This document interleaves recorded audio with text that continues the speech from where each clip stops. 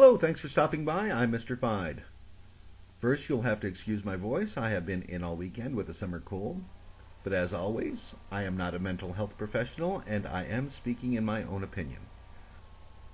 Once again, we are doing a chapter-by-chapter study of Margaret Singer's Cults in Our Midst, and comparing her thoughts on cults to Scientology. In Chapter 7, Singer discusses the psychological persuasion tactics used by cults, and mentions that leaders of these groups do not have a guideline that they follow to control their members, and calls their techniques a folk art of human manipulation, basically suggesting it is a method of trial and error to see what works. L. Ron Hubbard was an author, as was Aleister Crowley. Crowley had already studied folk arts of ceremonial, ritual magic, and was also the leader of what he deemed as a religion called Thelema. This religion alleged to combine science with the occult. However, Crowley's magic ceremonies are believed by many to have been designed to satisfy Crowley's bisexual gluttony at what he called an anti-monastery, the Abbey of Thelema in Italy, that he ran until he was expelled by the Italian government in 1923. With his OTO rituals of sexual magic, and Crowley's religious philosophy was, "Do what thou wilt shall be the whole of the law." So it is almost unquestionable that Hubbard may have been at least familiar with the mentality of cultic groups through Crowley, who Hubbard considered a dear, dear friend. The first subsection of Chapter 7 is called Trance and Hypnosis. And I am going to pause here and offer again my opinion on hypnosis. Being a self-proclaimed skeptic, I try not to take anything for granted. However, I do have an understanding that some truths are unknown to me. The major issue I have with the word hypnosis is that it is very difficult to get two completely independent hypnosis experts to define it the same way. The process of hypnosis, as I understand it, is to 1. Relax, 2. Concentrate, 3. Something mysterious happens, and 4. The subject is hypnotized. Singer did, however, define what she meant by the word hypnosis and applied its meaning as to what she described throughout the entire book. She did not say it was a process that could be done in one sitting, and seems to at least imply that it could take place over a long period of time, not within one short session. She basically describes it as a process in which an individual forfeits their actions to another person. This leads into her section on guided imagery, where I will quote her as saying, "Cult leaders often speak repetitively, rhythmically, in hard-to-follow ways, and combine with these features the telling of tales and parables that are highly visualizable." She goes on to say that guided imagery can remove individuals from their normal frame of reference.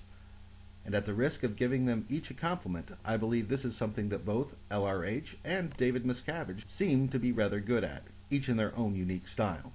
Singer links this kind of speech with 6 characteristics of trance-inducing poetry, and they are 1. Freedom of abruptness, 2. Marked regularity of a soothing rhythm, 3. Refrain and frequent repetition, 4. Ornamented, harmonious rhythm to fix attention, 5. Vagueness of imagery, and 6. Fatiguing obscurities. Getting back to the proof through reframing in Chapter 6, if Scientology's version of an out-of-body experience or going exterior is anything like a deer caught in the headlights of an oncoming car, I nearly go exterior every time I hear either Miscavige or Hubbard talk. Silly me, at first I thought I was bored. Singer also talks about a few psychotherapy cults that try to regress people's personalities in sessions to link them to a time where they were less in control of their lives, such as recalling events in their childhood or traumatic events in their past. With this type of therapy, cult leaders can misplace the blame for different events in a person's life, and often friends and family are targeted as being the source for the bad things that have happened. And this manipulation can be used to build stronger relationships and trust between the individual and their new support system, the cult. Indirect directives. When speaking with cult members, Singer has noticed they will seldom feel as if they were being told what to do. And she talked about one cult survivor who said, "I was never directly told to kill my father, but I knew that if I should ever see the need to save the group, I would do it without any direction beyond what I knew I must do." Some cults, such as People's Temple, would send in people to look through members' bathroom cupboards and report back what types of medications they were on. When the members appeared in church, Jones would call out their names and their ailments in order to convince them that he had some kind of divine knowledge. Famous actors, Peter Sellers and Andy Kaufman, were both taken in by a practice famous in the Philippines called psychic surgery. Here demonstrated on Johnny Carson's Tonight Show is James Randi showing how the charlatan surgeon magically sticks his hands into the body of the patient and removes pig's blood and chicken parts. Psychic surgery is more of a one-time scam. The people are more than likely either convinced they have an ailment that needs curing by the surgeon or have flown in to have the treatment done and fly home to their various countries. It is often only sought out as a last hope of people who will be dying very soon. Cults will more than likely use tricks of the mind exclusively. There is no evidence, and although psychological tricks may not seem as spectacular, the impressions they leave is much more realistic. If you were told that the last spot or blemish that appeared overnight was cancer, and after a few treatments with the cult it disappeared like most spots and blemishes do, some of you, if conditioned to believe in the healing powers of your group, might be very likely to believe that they cured your cancer, even if in reality that cancer was just a pimple. Revision of personal history. What is called writing your own dirty story, Singer says, is a common practice.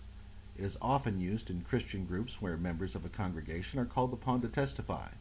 They tell the stories of what kind of horrible, low-down, drug-using, philandering, bad person they were before they found the grace of God. This has many effects on the person giving testimony as well as the people listening. Hubbard, in his letter about selling Scientology to your friends, seemed to think that people would be more open to your ideas if you could get them to open up and admit some of their overts. The trouble with admitting your sins in a public setting is that a competition can arise and have parishioners unknowingly competing to see who is the most saved, and it sets an example for newcomers to follow and see how well the new religion is working. I do not mean to imply that all groups that use testimony are trying to be manipulative, but this does lead us back to confession that we discussed in Chapter 3 when we talked about cults that use your past against you. I recently read a posting on one of the message boards of a former Scientologist that wrote when she was reluctant to join the Sea Org, her recruiter took her case file in hand, opened the door, and in a loud voice, so as many people could hear as possible, stated that the real reason she did not want to join the Sea Org was that she was too busy going down on her boyfriend. Singer also talks of another kind of revisionist history in cults that believe in past lives. Just when the member begins to believe that they have their own life straightened out, they learn that they must now atone for all the sins or wrongdoings in their past lives. This reminds me of the case studies of Robert Lifton's book, where prisoners were forced to confess to crimes they did not commit. One prisoner was a priest who was convinced that he had inadvertently passed along information to a spy, and after weeks of written confessions and torture, he was accepted as a redeemed communist and welcomed into the community where he was held captive. Creating alternate realities can be taken to extremes. For example, this woman is holding a picture of what she believes to be her alien husband and their two half-alien children. She is a member of a hypnotherapist group that believes that when they sleep, they are abducted by aliens. You can search for this clip by its title above the picture and actually see the group's members who pay $60 an hour for a 3-hour session to be hypnotized and remember their alien abductions. Come back for years and dozens of sessions, as well as see how their therapist just might be planting false memories. The most interesting part of this clip for me was when the more skeptical therapist, Dr. William Cohn, makes this observation. It's not a question whether these things are real or not. It is the idea of putting someone in an environment where all objectivity goes out the window. He also mentions that it is his opinion that I happen to share. When someone introduces memories of trauma into another person, labels them as a victim, and invites them into a support group and encourages them to spend the rest of their life there, they are actually doing harm to that person. No shit. And that leads us to Singer's next section, peer pressure and modeling. And it looks like that we'll have to pick that up next time, so until then, I'm Mr. Fide.